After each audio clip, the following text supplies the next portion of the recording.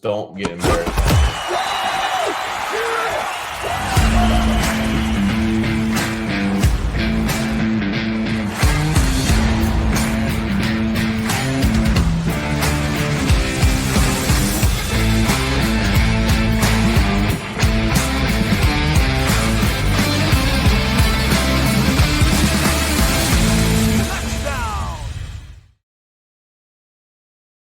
Welcome to the 10th episode of Inside the Valley. Dustin Black and myself, William Cockrell, join you again for the 10th episode. We started after the Troy game. We are battered. We are beaten. But, buddy, we're still here, right? Are you still here? Coming off a victory, man. What are you talking about? Of course I'm here. This is Foxhole Boys. We're the Foxhole Boys. Hey, this ain't for the faint of heart. A lot of people would have quit this podcast when this team started playing like they did. But we just leaned in deeper. We leaned in deeper. We got guests on the show. We got guests on the show to come in and recap Duke. I mean, this is what we do here. Actually, we're two. That's false. Judah came on before SMU, didn't he? Yeah. No. Yeah. I don't remember. I think either Judah came in before SMU or before Florida State. It was after a bye week. What was come after a bye? It was SMU. SMU. Okay, so we're 1-1 when we have guests on the show. Anyway, welcome to another episode. Hey, Dustin, we've played 3 ranked opponents this year. We finally got one. Dustin Stradamus, fortune teller Dustin, strikes again. Wasn't the last ranked win? Did someone say 2023 Notre Dame? Yeah, we don't need to talk about that. I'm just saying, man. I know SMU in the ACC championship. Oh yeah, that's right. Yeah, but regular season, it would be 2023 Notre Dame. So we're averaging 1 a year in the last 3 years. That's awesome, man. That's better than 0.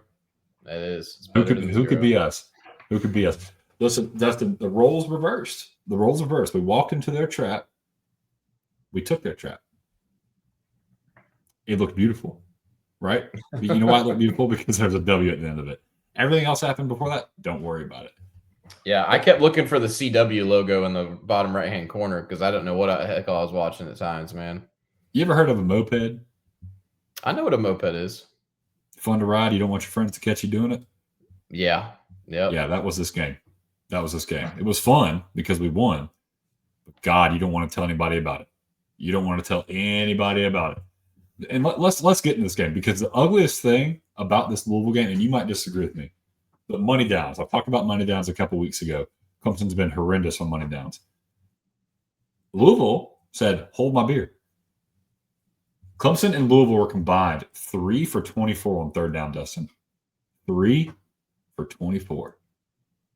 1 for every 8. So Clemson was 1 for 13 on third down. Clemson was 2 for 11. Great job, guys. But on fourth down, Clemson was 2 for 5 and Louisville was 0 for 1. So overall, they were 6 for 30 on money downs. 6 for 30. 1 out of every 5. That's something. That is what a short week of prep will do to 2 offenses. Sure. That's what it was. Yeah, That's what it was.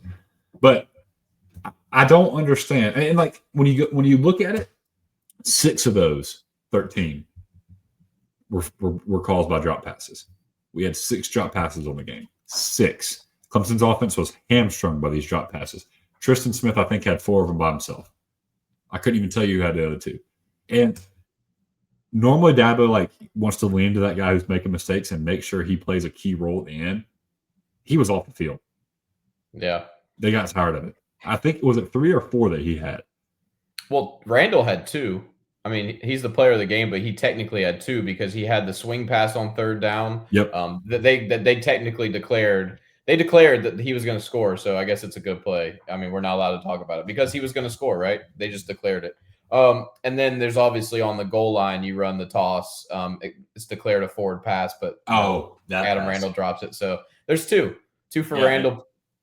I think Tristan Smith had the other 4. Yeah, Tristan did not have a great game. Horrible. Absolutely horrible, horrendous, terrible. And he's played fairly well this year. I mean, so you know, I don't want to pile on the dude, but that was probably the worst game you could possibly have as a collegiate wide receiver. Did he even record a catch? I couldn't tell you. Let me go check. Did Tristan Smith actually have a catch? He had no catches, 0 catches. It says he was only targeted twice. That's not true because he had at least 3 drops. That's a rough day, man. Yeah.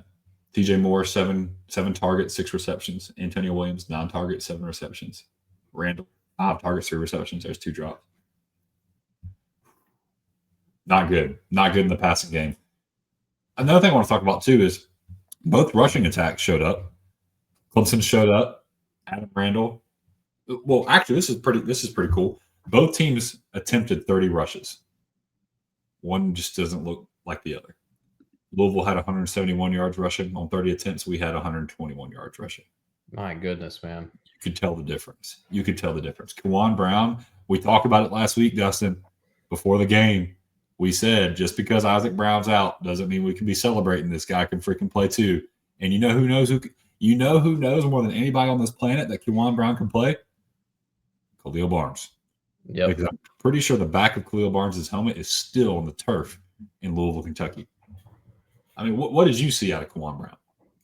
Or just running to contact. Like, that guy does not shy away from anything. If you're in his way, man, just get out of the way because he's lowering his shoulder. And I was super impressed with the dude. I didn't really know much about him. I know coming into the year, everyone, loved Isaac Brown and Duke Watson, the guys that were going last year. And then, you were telling me about a third running back they're running out here. I don't know. I mean, just the level of skill talent that Jeff Brom has at Louisville is pretty impressive, man.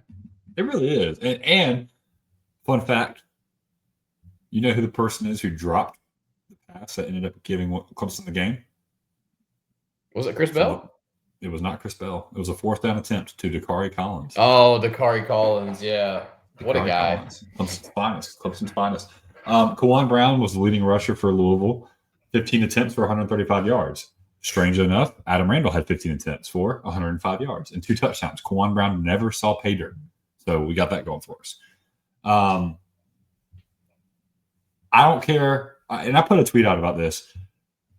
You can say how disappointing this season was. I don't want to hear anybody say anything negative about Adam Randall. And Dustin, I know you're in agreement with me. Mm-hmm. There is nothing you can say about that man that would make me change my mindset on him. He is the epitome of Clemson football. He has done everything that this program has asked him to do and more. He changed positions. He didn't transfer. He stayed with the team. He didn't even – out of all people who would be like, yeah, I understand him kind of quitting and laying down and see what could happen. Dude, he's laid it all on the line. He's playing with a shoulder brace. I mean, he is doing everything he possibly can for this team, and it sucks that this team might make a bowl. Yeah, what a resounding success that was for him, though. I mean, the dude's going to get drafted at running back. Absolutely. 100% he is. And he probably wasn't going to get drafted as a receiver even if he transferred. I don't think he was going to measure well. I don't think his medicals were going to go well. I mean, maybe his medicals will still be a red flag, but he's definitely getting drafted. 6'2", 230 pounds, can run, has a lot to learn. So offensive coordinators are going to look at him and say, he's still raw. I mean, he's doing this as a raw running back. He's averaging 5 yards a carry. That's not bad at all. Yeah, that was the first explosive run for a touchdown we've seen all year. I think it was, 30-something yards, or was it just inside 30? I think it was 26. I think it was 26. Let me get the exact numbers. Anyways, that was exciting. It was, man, something that we haven't seen coming right after a turnover. Good complementary football, something that we don't usually see from this football team. But yeah, I've been super impressed with Randall. I actually think that he's looked really comfortable, like catching passes out of the backfield. I mean, obviously, he's not having to run like super intricate routes to get the ball. And I think it's helped him simplify his game a lot. 25 yards exactly. Nice. Yeah. So great game. And honestly, the pass defense, I mean, I guess the best remedy for a pass defense is to play against Miller Moss because, like I said, I just don't have any fear of that guy whatsoever. I don't think he's a good quarterback. The funniest thing ever is the offseason narratives like, oh, look at Miller Moss going to a QB whisperer. It's like, guys, he played for Lincoln Riley. Like, what are you talking about? He got benched at probably the largest QB whisperer in the sport of college football when it comes to Heisman trophies for quarterbacks. So I don't understand, like, what you think that he's all of a sudden going to be coached well now that he's under Jeff Brom? Like, the dude's been getting good QB coaching for 2 years before that. Are we in the trust tree? Yeah, absolutely, man.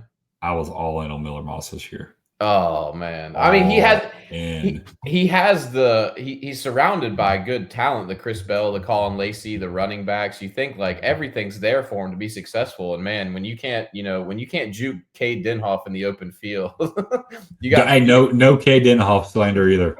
No Cade Denhoff slander.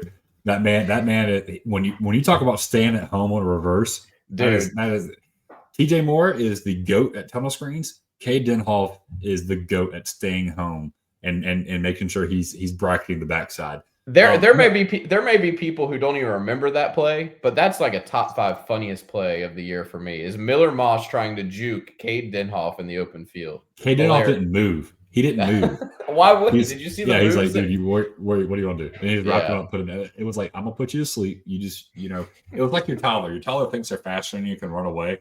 You kind of let them get away with it for a second, and then when you really need to do what you got to do, you just pick them up. That's literally what Cade Denhoff did to Miller Moss. The Miller Moss game against LSU last year when he was playing at USC, I can't let that go in my brain. That is the Miller Moss that I will always see, and that's not who he is at all. Not even close. So hand up, I was wrong, but he did throw for more yards than Cade Klubnik did. That's interesting. But you got to think, if Cade Klubnik has if he gets the 4 drops from Tristan Smith, all those were at least 10 yards. Yeah. That's 40 yards right there. He's got more. The 2 Adam Random ones, who knows? Right. Who knows what you get? I don't know. I was pleased with what I saw from this defense at times. I like how they play aggressive. We were still getting blown off the ball. I mean, whenever a team can rush for 171 yards on you, you're getting pushed around a little bit. But I don't want to get it twisted. This team had, 7 tackles for loss, six tackles for loss? And Sammy Brown played a hell of a game. Yes, he did. That's off to him. Corian Gibson is improving every single week. Cade Denhoff, again, like we're kind of making fun of it, but he's been solid. He's been solid in the that was TJ Parker's best game too, as well. I agree. It was TJ Parker's best game. And people won't notice it because it's more of a running game. Defensive ends, you don't really notice in the running game unless they're getting a lot of TFLs. TJ Parker wasn't getting a lot of TFLs, but he was moving the line of scrimmage, which is extremely important. Now, when you're playing against a Keyjuan Brown, doesn't matter. Yeah. Because he's going to make his plays. He's going to make his cuts. Like, everybody has to be on it when you're playing a running back that's that good. And just wasn't in the cards for us to stop him. However, it was in the cards for us to get the win. What an ugly, ugly, ugly fourth quarter. Yeah, I hate football games like that where the other teams just keep handing it to each other. Like, you go win the game. Like, no, man, you go win the game. No, man, I insist. Like, you just take this football back and just go win the game. And no one seems to want to do it. It's just such bad football. Like, that last 8 minutes of that football game was just atrocious. Yeah, it really was. And you think about what's the kicker's name? Rainveer for Louisville. Missed extra point. He comes off of Cooper Rainveer. He comes off of hitting his career long. He hits a 52-yard field goal and then proceeds to miss an extra point and then miss another field goal. So then they pull in another guy, Keller, who was supposed to be their long guy, Nick Keller, and he misses a 50-yard field goal. Thank you. Yeah. Thank you. And also before this game, Phil Florenzo, they've been highlighting all week, saying he hasn't had a bad snap his entire career. No one knows who he is because he's just cash money. What does he freaking do in a crucial moment in the game? Yeah. Terrible, horrible, awful snap. They get mad at Jack Smith. I won't hear any Jack Smith slander. Great punter. He was averaging almost 42 yards a punt. Not going to be mad at him. He did his job. When you throw him a ground ball, I don't know what you expect out of him. And shout out to the defense for holding there, too. I mean, you say a lot of these field goals, they were negative drives, like drives where it ended up being like 2nd and 15, 2nd and 20. A lot of that was Louisville's penalties. Like, I don't understand some of these penalties that Louisville took. I mean, like, seriously, it was a culture issue. Yeah, it's just bad, man. Like they literally just kept shooting themselves in the foot with that with the laundry on the field. It was bad, but But I think the defense held out in big moments there at times. Obviously. Absolutely. Yeah, I mean, obviously coming out of half, giving up that long drive that seemed like they just ran for 30 yards a clip. But other than that, I felt like defense in big moments really stepped up. The worst play of the game that made me the most mad out of the entire performance from our defense. You want to guess what it was? Nothing's coming to me off the top of my head. It was the second missed field goal drive. It was like 3rd and forever, maybe 3rd and 30, something crazy. And they throw a little out route. And I want to say it was Ricardo Jones. Strozer. It was Strozer. Comes up to make the tackle and then just like drops. Yeah. Falls off the dude. Like as if he was about to push him out of bounds, and he was 2 yards away from the sideline. It just drops. So the guy gets another 10, 15 yards. And I mean, thank God they missed a field goal. But stuff like that is what makes me sick. But that's the opposite of swarming the football. Like, how do you have someone? How do you have someone who has hands on a tackle, misses the tackle, and then he doesn't see another defender for another 10, 15 yards downfield? That's the problem with that play. Exactly. So there's two things wrong. Yeah, somebody's gotten manhandled by themselves when you had the tackle, and then B, no one else is over there just cleaning the dude's clock. Right. I mean, that you should be licking your chops. He's got the dude stood up going slow. You should be decapitating him. Yep, absolutely, man. Hey, we still won, though, so I don't want to complain too much. Let's get into our keys from last week. Dustin, your keys. You said break some tendencies, short week of prep. You throw some wrinkles into your offense. We threw some wrinkles, all right. Oh, man. Threw a wrinkle in. Threw his own wrinkle in. I don't accept that we threw wrinkles in, man. We gotta just retire this Peter Woods running the football thing. I mean, we seriously, like, it doesn't surprise anybody. It does nothing but make. Oh, no, it does surprise somebody. You know who it surprises? Surprises Cade freaking Klubnik, who's like, we're running the ball to Adam Randall. Let me not hand it to him. Let me put it in the freaking oblique of Peter Woods when he's trying to block. What are we doing? Like, if I told you before the season, what's the benefit of having Randall that size of a running back, in your backfield? What would you say? Short yardage. Yeah, short yardage. He would be great, man. And guess what he did against LSU? He got you that 1 yard against LSU. Guess what he did against Louisville? It's just, dude, it's mind blowing to me. They haven't created any kind of like wrinkle off of it. Just like I said, like wrinkle. Maybe you play action to Peter Woods and throw like a tight end to the flat. Nothing. It's literally like. Yeah. Oh, yeah, we did actually. We threw it to Chapman Pendergrass, didn't we? I was going to say. Just realizing that in real time just pissed me off. Thanks, man. Yeah. That was our wrinkle from the jumbo package. Was the God, dude. We got some of the most talented tight ends in the world. Hey, let's throw it to us. Hey, shout out the walk-on. Shout out the offensive lineman. The dude can grill. I follow him on Instagram. Follow Omega Lundau or whatever they call themselves. And the dude's grilling some wings. Look great over an open fire. But what you know what he can't do? He can't catch a freaking football in the flats. That kind of stuff makes you sick. Yeah, realizing that in real time is just not. It's not fun, man. Yeah. The allegations that Cade doesn't like TJ Moore still live because Cade tried to get TJ Moore killed, even though they gave him the ball more. That was a hospital ball on TJ Moore's catch where he just dropped. Very, very good awareness from him. I'm surprised he didn't drop the ball while he dropped his body. But he was second in targets with 7 behind Antonio Williams, who had 9. So I would count that as giving him the ball more. Yeah, I thought the passing offense as a whole would be more productive than they were, but they just weren't. So it was inconsistent. It was productive when it worked. Right. Like you watch the first drive, you're like, all right, this offense is going to eat. It's going to do a great job, and then they just kept shooting themselves in the foot.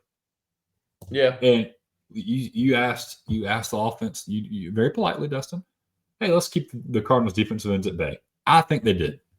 They only had 5 tackles for loss, and only one of them came from a defensive end. Their linebackers did a really good job. And one was like on the second or third snap of the game. Like it was very early on. Yep, and that was from Lubin. That was from his first name. Yeah, Clev. And Clev Lubin had a great game. I mean, yes, it only showed up as 1 tackle for loss, but he had a phenomenal game. I mean, he was good player. He was one of the point of attack. Really wish we would have gotten him in orange and purple last year. Your keys to the defense: hold Louisville to 120 yards rushing. Dustin, we didn't do that. We didn't do that. They Not even averaged close. almost 6 yards a carry. Yeah. You take away the sacks, they had over 6 yards a carry. So, and then you just said you need to steal possessions with an S. It's plural. We had one turnover that was forced, so we stole a possession. So I counted you as 2 for 2 on defense, but that was false. You were 0 for 2. Yeah, that real time, and you were 2 for 3 on offense. So hey, still a winning day in the office. You were in 2 for 5. Hey, that's Hall of Fame numbers for baseball. Wait till you see my numbers though. I killed it. My keys for offense. I said Cade needs to throw for 300 yards passing. Whenever a team does well against Louisville offensively and push them to the brink of the game being won, the opposing quarterback is going to throw for 300 yards. Cade threw for 187 yards. So not even close. Not even close. And I'm still convinced that Garrett Riley hates Cade Klubnik. Because why are we still running him when he's on one leg? I can't tell you. My wife's best friend was visiting from Saratoga. Shout out Alex. And had never watched a college football game with me. Buddy, did she watch the college football game with me on Friday night last week? And how many times did I say, he's got one freaking leg? I don't get it. Why are we doing design freaking runs with a quarterback on one leg? It doesn't make any sense. It doesn't make any sense. That's a great question, man. We're going to see more of it, too, because supposedly he just came out and said that he feels really, really good, as close to 100% as he can be. So just prepare for it. I mean, just think like frozen.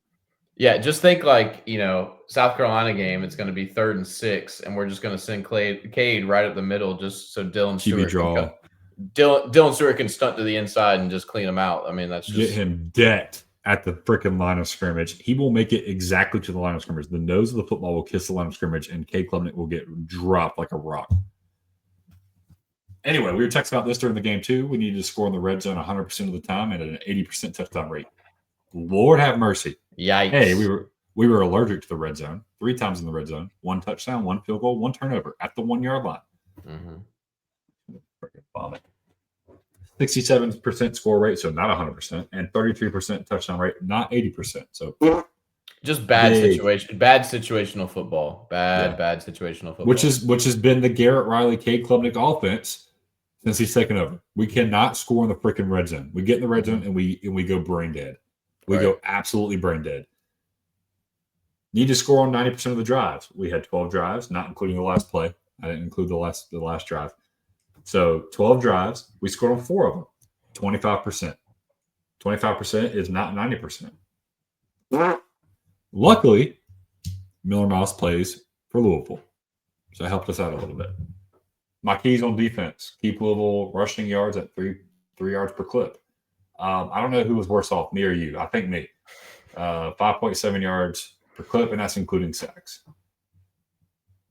A lot of farts on this episode. You know what it looked like? And I don't know if this is a fair comparison, but it's what I thought of when I was watching the game. Do you remember whenever we played Troy and we came out in the second half and we were just running all over them because we changed something? And, first half, it wasn't really working. We kind of got stuffed a little bit. Yeah. And that's how it kind of felt like. Felt like Clemson kind of did a good job, like stuffing the run in the first half. Decent, not great, but decent. And then the second half started, that first drive, and it was like, oh, Louisville figured something out. Like they did.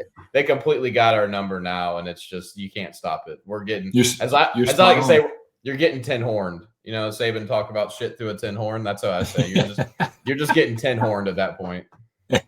We really were. Yeah. We really were. And again, Khalil Barnes felt the most of that. I asked the defense to put Miller Moss in a pressure cooker. I said, please get me 10 plus tackles for loss. We got 7. Not bad. It's a good day. It ain't 10. Keep Miller Moss below 250 passing yards. Ding, ding, ding, ding, ding, ding, ding, ding, ding. He had 212. I'll live with that. I'll live with that. That was my one victory on offense and defense. Miller Moss, thank you. The guy that I was riding high on coming into this year. Shout out the Walk on Red Shirts podcast. If you go watch our ACC preview, I gas up Miller Moss. Jake Diefenthaler, my co-host, looked at me like I had 4 heads. I think Dustin, you did too. But I was all about some Miller Moss. Yeah, that's come back to bite me a little bit. But let's jump into the FU to your purple Furman Paladins. Fun fact. I don't like wearing purple against Furman. I'm just going to say that. I have kind of a bugaboo about that. I wish we would have just had the military appreciation against FSU, but that's just me. Yeah, I know. I get it. And I think Dabo was like, well, we got to win this one. Let's not give them any more bulletin board material. I don't think that's bulletin board material.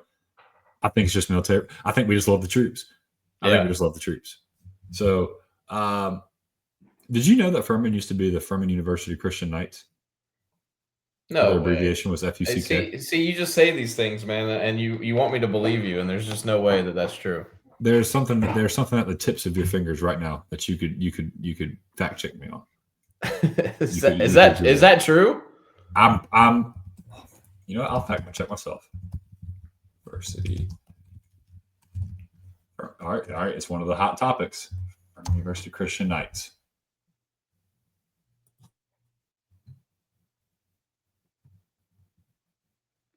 It's like that movie Accepted. You ever seen that movie, the South Harmon Institute of Technology? Yeah. Yeah. That's what that sounds like.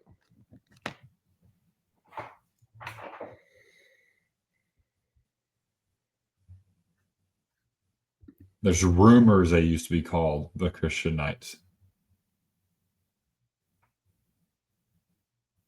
Whatever. It sounds true to me. I'm staying on to it.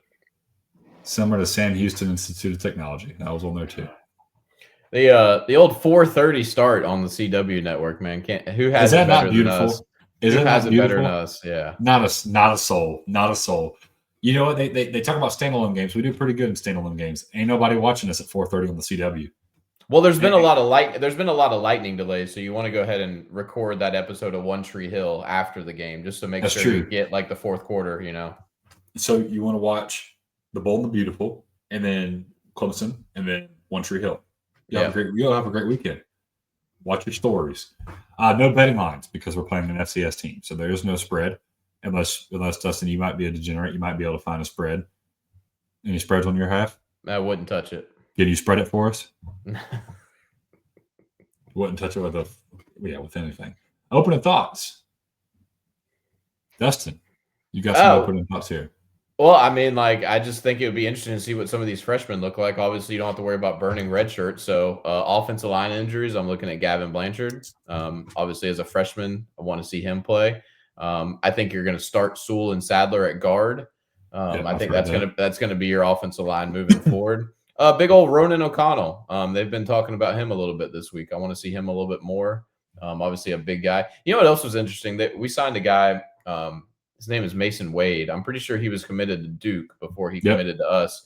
I always thought he was going to be one of the tackles, like maybe like a right tackle or something. But they actually say that he's been playing more inside, which is another like. I bet he'll be a center. A center. I bet he's 6'6". The dude is like 6'5", 6'6". Yeah. I thought he was 6'3". Let me fact check this, but I'm pretty sure he was like pure tackle body. And I heard them say that he was gonna play inside. I was kind of 6'5" is how tall he is. 6'5", 300. You're right. Yeah. But anyways, so there's a multitude of guys, particularly on the offensive line. I'm looking forward to see Logan Brooking at tight end. Heard a lot about that guy. That's another one. It's one that I want to see. Maybe some of these safeties, Jakarion Keenan, that we haven't really seen. Even a Joe Wilkinson that we haven't seen. I'm kind of in the camp that if we haven't seen them yet, they're probably not great. That's just kind of how I think. You have all these safeties that obviously, Ronan Hannafin season low snaps last week. So you kind of can read the little, writing on the wall there, I guess. But there's others that you're like, hey, if Kylan Webb and Robert Billings and all these guys haven't played with as bad as our safeties are playing, I don't really have as high hopes on them. Yeah. That's just how I think about it. But I could be wrong. Linebackers? What linebackers? Any Jamal Anderson coming back, or is he one that we think will transfer? I think he's going to transfer. But that's just me. I think he's done a good job sticking with the team. You still see him on the sidelines and stuff. I don't think he fully checked out, but I don't think he's coming back. But then you have like the D Craytons and guys like that. I don't know what Logan Anderson's status is as far as his injury. I know he had a knee injury in high school. I think he's healthy now. Yeah, so maybe we see him a little bit. It's going to be interesting because there's obviously a lot of the freshmen, but there's a lot of the two deep that you don't know if we're going to see next year. I Yeah. do think that, like, not to get into too many big picture things, but I think we're going to see a huge roster turnover, like a roster turnover that we haven't seen in years past. One, because of the new scholarship limits, and two, just because of how the season's gone, and with Kevin Kelly having more of an influence, Tom Allen having more of an influence. I Yeah. think particularly like defensively, there's going to be a huge turnover on that side of the ball as far as talent. And so, like, if you kind of know, the writing on the wall with a couple players, I guess, are we going to see them or are we not? Will there be a CJ Kuba Taylor sighting? Maybe. Will there be a Darian Mayo, my king? I want to see some Darian Mayo. Yeah, I want to see him too. Yep. So I mean, that's kind of what you look for in these games. I mean, obviously they're not playing, a power four opponent, so you kind of want to handle business and then get to see the a lot of these freshmen in limited duty. So, but honestly, we were talking about before the game. Before the show, last time we played Furman outgained Clemson. Furman 384 yards, Clemson 376. So it was, 35-12 was the final, but it was a stressful day. And I've got a little stat in here too on last two times we've played FCS schools, essentially when Cade Klubnik's been the starter. Last year went too hot against the Citadel. No, it was not too hot. Some other guys offensively, maybe we see some Juju Preston, maybe we see some other wide receivers we haven't seen all year. I think we see a lot of Gideon Davidson. Yeah. I think well, last year was Jay Haynes coming out party against the Citadel. He had a huge game against the Citadel, Jay Haynes did. So maybe they use this as a springboard for Gideon. Yeah, so this is going to be a game that you want that you don't want it to go like 2022 by any means, because then you're playing your starters the whole game. You really want to see what you have going forward, and in terms of health, you want to see who's going to be able to make some plays against South Carolina. I believe Randall O'Connell had to play in the South Carolina game last year. Am I remember that correctly? I don't remember that far back, man. I feel like he had to play against South Carolina last year because we had some injuries on the offensive line. I think Will Parks got, which sucks to see Will Parks his career end the way it did. He hadn't been the best, but man, did he leave it all out there. So shout out to him, and true Clemson guy. Another true Clemson guy, just doing everything he can to be better and to make the team better. And for your season to end that way, I know a lot of people say, well, they're getting paid and all that stuff. Like, guys, you don't understand that. This is people's identity. They haven't done anything else but football their entire lives. And that dude's a gym rat. Like, he really is. He'll be a strength coach somewhere. But you've been on a team your entire life. You've played one sport. You've played a sport your entire life. In a blink of an eye, it's all over, and it's devastating. It's freaking devastating. So give these guys some grace. Remember where they are in life, and stuff like that is pretty difficult. So sucks for him, but it is exciting to be able to see a Gavin Blanchard or a Brendan O'Connell, some guys we've heard a lot of talk about. And then defensively, I want to see some Keenan. I want to see some Darian Mayo. I've got to see some Darian Mayo. Maybe we see a lot of Amari Adams. Adams has played some significant snaps, but I want to see him play a lot. So this is going to be a fun game to watch. I want to also talk about. Oh, I skipped my spot. Furman. I want to talk about Furman a little bit. Let's give them some flowers. They're not a terrible football team. They're not great in terms of FCS, but they're not terrible. They beat William and Mary, Campbell, Samford, East Tennessee State, the Citadel, and VMI. They lost to Presbyterian in overtime, Western Carolina, which Western Carolina has been ranked in the top 25 in FCS pretty much all year. And that was a close game. Lost to Wofford, lost to Mercer, which Mercer's pretty freaking good. They're beating Auburn this weekend. Cough, cough. You said what? They're beating Auburn this weekend, by the way. Oh, yeah. They're taking the belt to them. And Chattanooga, shut up the box. So I want to highlight a couple players. You don't get a lot of stats, FCS, and ranks don't really matter. But quarterback Trey Hedden, fun stat, Dustin, we talked about a little bit before. Trey Hedden has rushed the ball 32 times this year for negative 161 yards. He is averaging negative 5.03 yards per rush. He is a statue. He moves less than a statue. Statues at least stand still. They ain't losing you any yards. He's going backwards. This is Man, Trey, you're heading backwards. 70% pass completion, which is pretty freaking good. I don't understand he can throw so many interceptions when you have a 70% pass completion percentage. He's thrown 12 interceptions this year on 70% pass completion percentage. He's not hitting the dirt. He's not hitting the dirt. Somebody's catching the ball. Somebody's catching it, yeah. Either we catching or they catching. Somebody's catching it, right? 2,788 yards, 16 touchdowns, 12 interceptions, 10.5 yards per pass. So he ain't dinking and dunking it. This dude, he is Brett Favre. He is Walmart Brett Favre. He is going to sling the rock, except Brett Favre could run. I don't know who else I could compare him to. He's Phil Rivers when Phil Rivers tore his ACL in the AFC Championship. They've got 3 I would call capable running backs: C.J. Nettles, Ben Crosdale, and Jaquan Smith. Jaquan Smith leads the team in rushing touchdowns with 6, but he only has 3 yards. He's only averaging 3 yards a carry. Ben Crosdale is the leading rusher in terms of yards per carry with 5.2, 5 catches for 48 yards. He ain't doing much in the passing game. But the guy, their bell cow is C.J. Nettles. He's a redshirt freshman, 81 attempts, 357 yards, 4.4 yards per carry, 2 touchdowns, 12 catches, 61 yards. Like, this guy, he's their home run threat. I would say he's probably their best player on offense is C.J. Nettles, the running back. So look out for him. I believe he also wears number 8. So good day to be a number 8. Total defense, Dustin, they're giving up almost 30 points a game in the FCS. They have not played one FBS opponent. So I wanted to take their stats from FBS opponents and put them together. They've played 0 FBS opponents. So they are averaging giving up 30 points in the FCS. Yeah, that's not good. But 2 things I read about Furman when looking into them: they love to turn the ball over. They're inconsistent offense, so they're very boomer bust on offense. They're either similar to Clemson. They're probably the Clemson of the FCS, and they can get after the quarterback a little bit. They've got 21 sacks on the year in their defensive end. You remember his name? Joshua Stone King. Great name, by the way.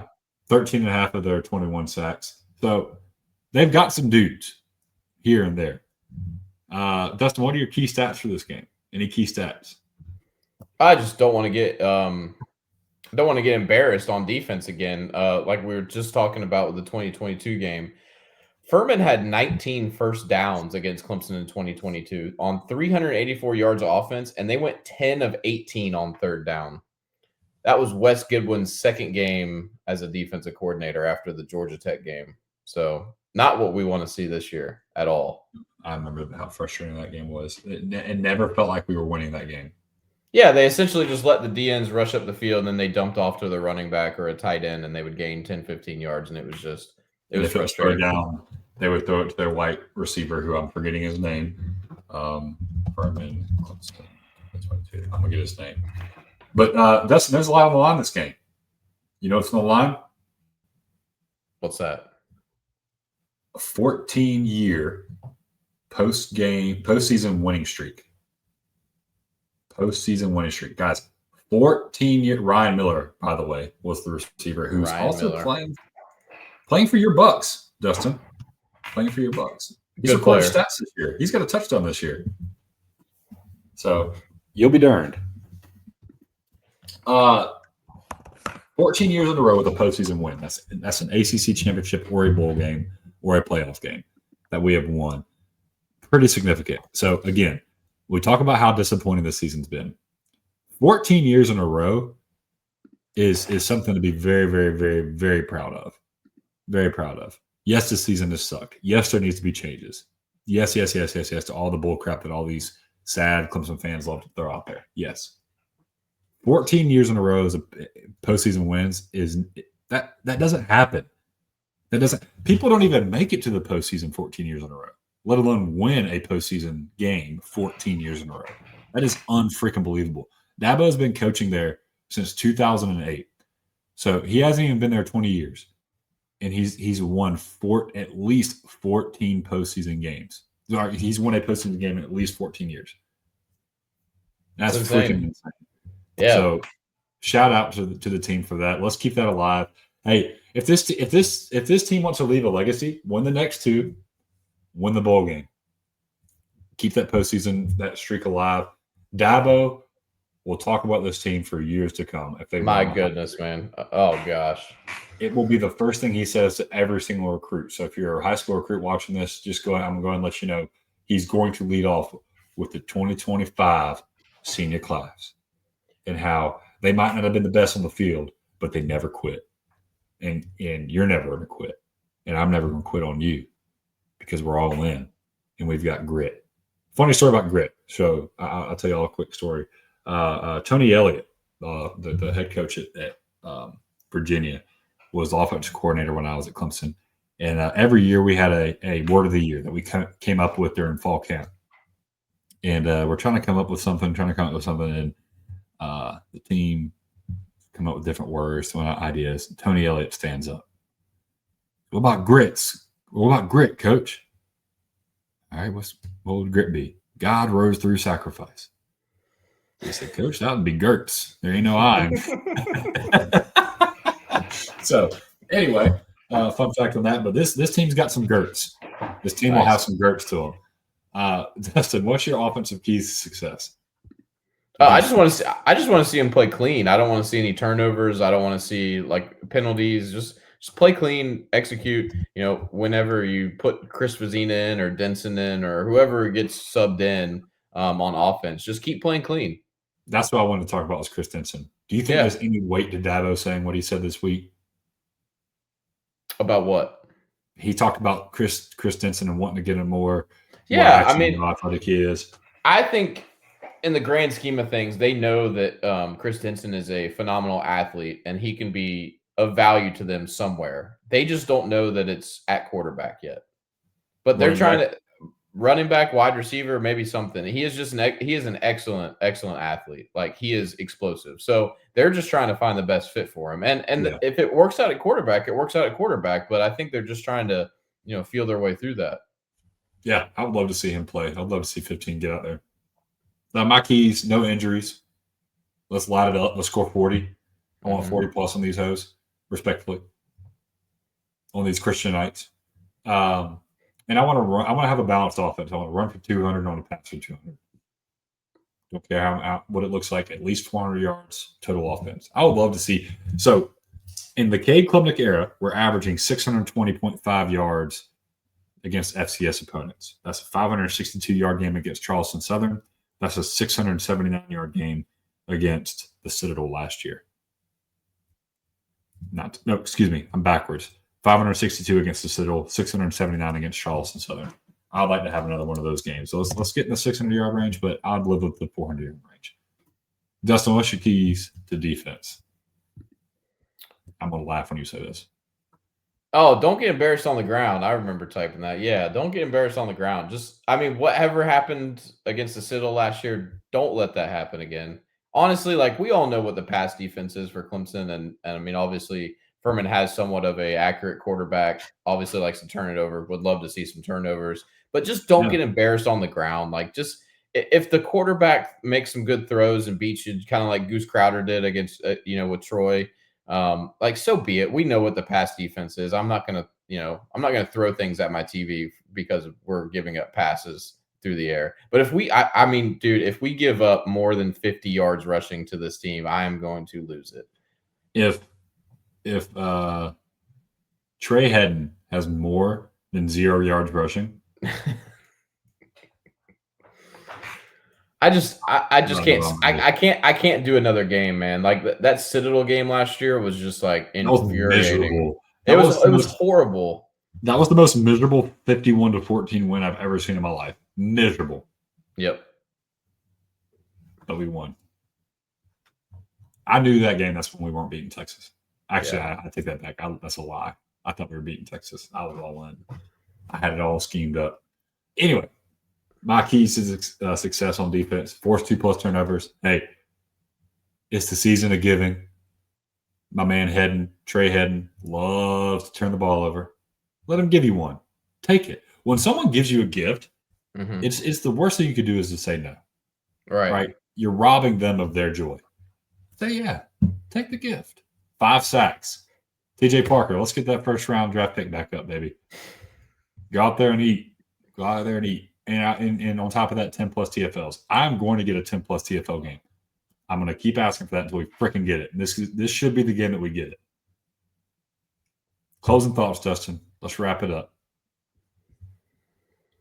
Yeah, I mean, obviously it's the game to clinch bowl eligibility, so that's going to be good. And then, I think just keep the momentum going. I mean, obviously, I don't think you're going to find out anything, world revelations against Furman, but just keep the momentum going. I mean, play a clean game, make it clinical, don't make it stressful, get some backup, some playing time, and let's move on to South Carolina. I just want a stress-free game, man. I really do. It's kind of sandwiched in between the time slots. Like, I'll be watching some 3:30 games. I'll be watching some 7:30 games. Like, just make it stress-free for me, please. Yeah, I'd love to high five my son at least once. Yeah. At least once. Yeah, so closing thoughts for me. Let's make sure Dabo keeps brown hair. We don't need a white hair popping up. Last opportunity to show up for some official visits. So we've got some guys coming in. With James Franklin coming in Virginia Tech, we got to make sure we're taking care of our Virginia boys. Connor Salmon, I'm looking at you. Mm-hmm. Let's make sure we take care of him, please, for the love of God, and everything is good. Not Nate Wofford, that's his dad. What's the dude's name? Ari Watford. You've got promise. Actually, is he healthy? No, he's still on the injury report. He's still on the injury report? Okay. So he was last week. I mean, I don't know. I'd assume he's still on it. Yeah. I'd assume they went ahead and just redshirted him. But Dustin, let's have a weekend. Go to the Valley. Have a good time. We don't get many of these. It's the last one of the year. Last one of the year. Last home game. Guaranteed. Well, last home game of the year. Yep, last home game of the year. 2 games left guaranteed. We might get a bowl game. We should get a bowl game. We got to win this one. Let's enjoy it. Cherish it. Let's have a freaking day. See y'all later.